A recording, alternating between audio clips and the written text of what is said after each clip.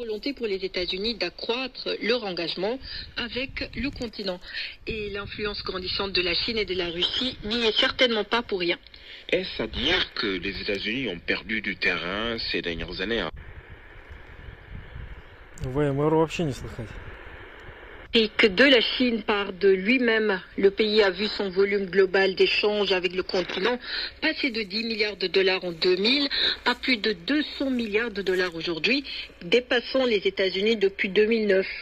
Cette avancée dénote une politique volontariste du leadership chinois de faire de ses relations avec l'Afrique une de ses priorités. Cela se traduit par des investissements, dont des prêts pour financer des infrastructures. Et sur ce point, des accusations de manœuvre de la Chine pour piéger les pays africains à travers la dette sont souvent relayées, mais elles n'ont jamais été prouvées. Mais le niveau d'endettement de certains pays africains vis-à-vis de la Chine inquiète certains spécialistes. Pour répondre à votre question, oui, l'influence des États-Unis en Afrique semble avoir perdu du terrain, et encore plus pendant les 4 ans de l'administration Trump. À la Chine s'ajoute un autre rival des États-Unis, la Russie, dont l'influence s'est encore traduite récemment avec l'accord sur les céréales ukrainiennes. Le Kremlin n'a pas hésité à apporter, d'une manière opportuniste, selon certains observateurs, les habits du sauveur. Il faut rappeler à nos auditeurs qu'une menace de crise alimentaire pesait sur de nombreux pays africains en raison du blocus russe des ports et des exportations alimentaires ukrainiens, ce qui, du reste, peut influencer les choix diplomatiques des pays africains.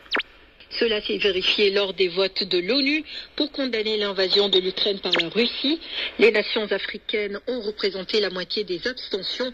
Et sur un autre niveau stratégique, la Russie a renforcé sa coopération avec des pays du continent en crise sécuritaire d'implication réelle ou supposée de Wagner, le groupe de mercenaires russes ultra secret accusé d'être soutenu au plus haut niveau, même si le gouvernement russe dément constamment les liens qui lui sont prêtés avec cette organisation.